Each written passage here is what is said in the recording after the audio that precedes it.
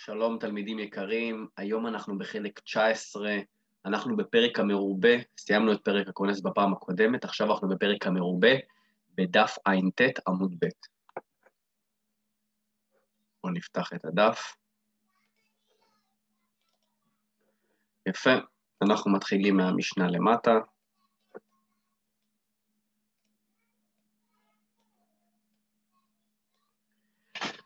מתניתין, אין מגדלים בהמה דקה בארץ ישראל.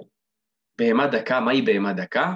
בהמה דקה זה עז כבש, עזים כבשים, ולמה הם מגדלים אותם בארץ ישראל? רש"י אומר, משום יישוב ארץ ישראל שמבעיר את השדות. הכוונה, בעצם, בהמה דקה, עזים, מי שמגדל עזים, העזים הולכות להם, נכנסות לשדות של אחרים ואוכלות מהדברים שלהם. לכן אומרים, יש תקנה, לא מגדלים בהמה דקה בארץ ישראל.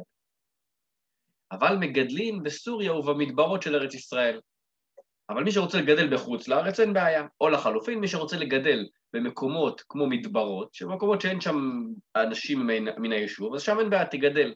אבל בתוך היישוב, באזורים כאלה, אל תגדל, כי העיזים שלך, הכבשים, ילכו לאכול בשדות של אחרים. עוד נקודה, אין מגדלים תרנגולים בירושלים מפני הקודשים. מה זה אומר? אין מגדלים תרנגולים מפני הקודשים. כידוע בירושלים יש, אוכלים את הבשר בטהרה, בקדושה.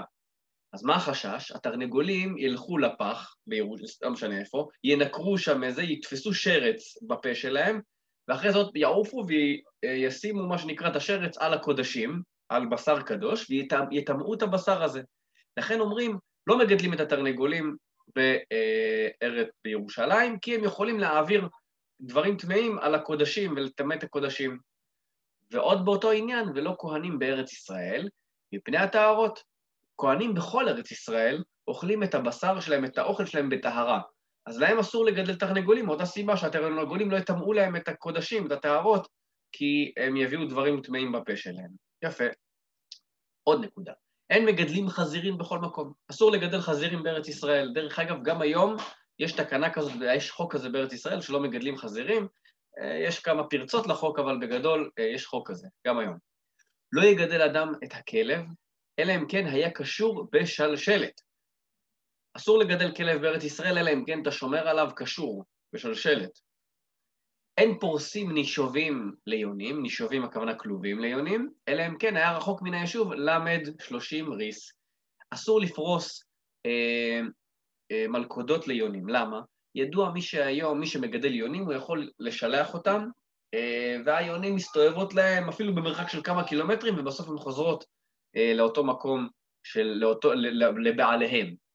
אז מי שהיה עכשיו שם כלוב של יונים, והיה מפתה אותם את היונים, הם היו נכנסות אליו, ואז הוא בעצם היה מכניס יונים אליו לכלוב, ובכלל היונים לא שלו, הם שייכים למישהו אחר. לכן אסור לגדל, לשים מלכודות ליונים, אלא אם כן אתה רחוק מהיישוב, 30 ריס, רש"י אומר, 4 מילים, בסדר? יפה. תנו רבנן, גמרא. אין מגדלים בהמה דקה. עכשיו בעצם הגמרא אומרת את אותה נקודה של אין מגדלים, אבל בכמה נקודות בכמה ברייתות, בכמה אופנים.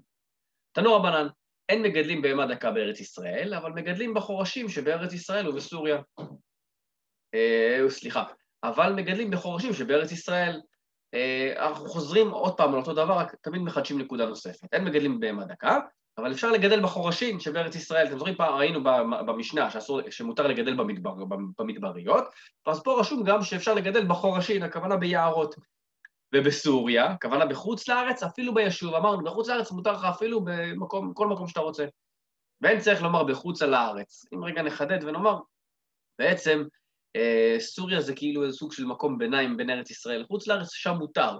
בחוץ לארץ קל וחומר שמותר, אפילו יותר רחוק מסוריה והכל, גם כמובן מותר לגדל בהמה דקה. תניא אידך, אנחנו חוזרים שוב על אותה ברייתא, אבל הפעם באופן שונה ונחדש משהו נוסף. תניא אידך, אין מגדלים בהמה דקה בארץ ישראל, כמו שראינו, אבל מגדלים בהמה גסה. סליחה, אין מגדלים בהמה דקה בארץ ישראל, אבל מגדלים במדבר שביהודה ובמדבר שבספר עכו. גם פה עכשיו מה החידוש? שאפשר לגדל במדבריות. איזה מדבריות? מדבר יהודה ומדבר ספר עכו. ושימו לב, ואף על פי שאמרו אין מגדלים בהמה דקה, אבל מגדלים בהמה גסה. מה זה בהמה גסה? זה שברים, פרות והכל, זה מה שנקרא במות יותר גדולות. מותר לגדל אותם. למה? אומרת הגמרא, לפי שאין גוזרים גזירה על הציבור, אלא אם כן רוב הציבור יכולים לעמוד בה. עכשיו, זה כלל מאוד חשוב, אין גוזרים גזירה על הציבור. מה זה אומר? זה אומר שחכמים, לא משנה, זה גם יכול להיות בית דין, לא גוזרים עכשיו גזירה על הציבור, תחשבו שעכשיו בית דין או בית המשפט יגיד, מהיום, לא יודע מה, כולם, כל מי שרוצה לצאת מהבית, צריך לצאת רק עם תעודת זהות, נגיד, או לחלופין, לא יודע מה, משהו יותר גרוע, נראה שזה, כן. אפשר לצאת רק אם רשמת לעצמך מה שנקרא דף, פרוטוקול, לאן אתה הולך ומשם לאן אתה יוצא. לא יודע מה, כי רוצים לדעת מה אתה עושה. אנשים לא יעמדו בחוק הזה. אז לא יחוקקו חוק הזה מלכתחילה. לכן גם פה, אין מה לגזור על הציבור לא לגדל בהמה גסה, למרות שגם היא יכולה לגזול ממקומות אחרים. למה? כי הציבור הוא צריך את הבהמות. למה הוא צריך? הנה, רשום רש"י, צריכה ביישוב, למסוי ולחרישה.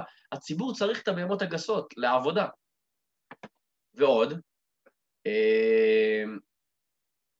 ועוד, מוסיפה הגמרא, בהמה דקה אפשר להביא מחוץ לארץ. אפשר עכשיו אתה רוצה עיזים, כבשים, אתה יכול להביא מחוץ לארץ. בהמה גסה אי אפשר להביא מחוץ לארץ. בסדר? ככה אומרת הגמרא. אבל שימו לב, ואף על פי שאמרו אין מגדלים בהמה דקה, למרות שאמרנו שאין מגדלים אותה, אבל משהו קודם לרגל 30 יום.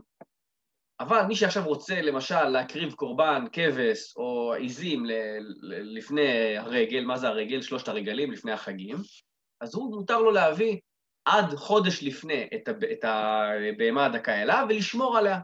לשמור עליה עד 30 יום, או עכשיו משתה בנו, וקודם משתה בנו 30 יום, ובלבד שלא ישתה את האחרונה. עכשיו, יש עכשיו לבן שלו חתונה, גם פה מותר לו להביא כבשים והכל, אבל מותר לו עד 30 יום. לפני כן אסור, ב-30 יום שלפני אין בעיה שהוא יביא וישמור עליהם.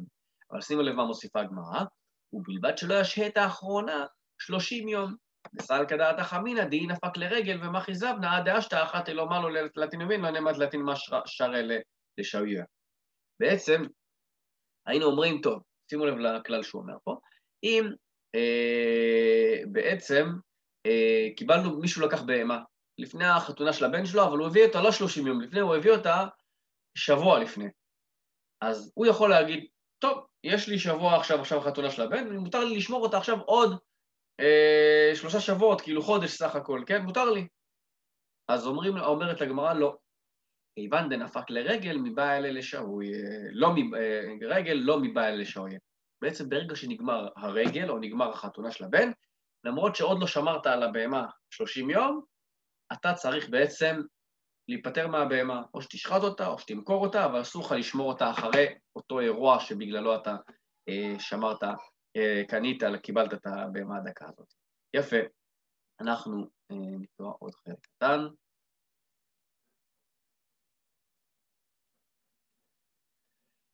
והטבח לוקח ושוחט, לוקח ושהו, בלבד שלא ישאב את העגונה שבהם 30 יום, זה עוד פעם, אנחנו חוזרים על אותה נקודה רק מזווית אחרת. טבח, מי ששוחט עכשיו כבשים, עיזים, מותר לו לקנות את הבהמה הדקה, ולשחוט אותה, ומותר לו גם שיהיה לו ערימה, מה שנקרא, כמות של בהמות, אבל רק עד 30 יום, אסור מעבר לזה. אבל גם פה אם עכשיו יש איזה, אמרו לו לאירוע, צריך מסוים, ככה וככה, אחרי האירוע, אסור לו לשמור. איפה אנחנו לומדים את זה? ובלבד שלא ישת העגונה. מה זה העגונה? זה הבהמה האחרונה, כאילו האחרונות שנשארות, העגונה שבהם 30 יום. אסור לשמור את הבהמות האלה יותר אחרי האירוע, גם אם האירוע נגמר. אתה עכשיו יש לך, גם אחרי האירוע, סליחה. הוא עכשיו שחט לא יודע מה, לחתונה, אחרי החתונה אסור לו לשמור אותם, תיפטר מהם, תעשה איתם משהו. יפה. עד כאן להיום חברים, יישר כוח.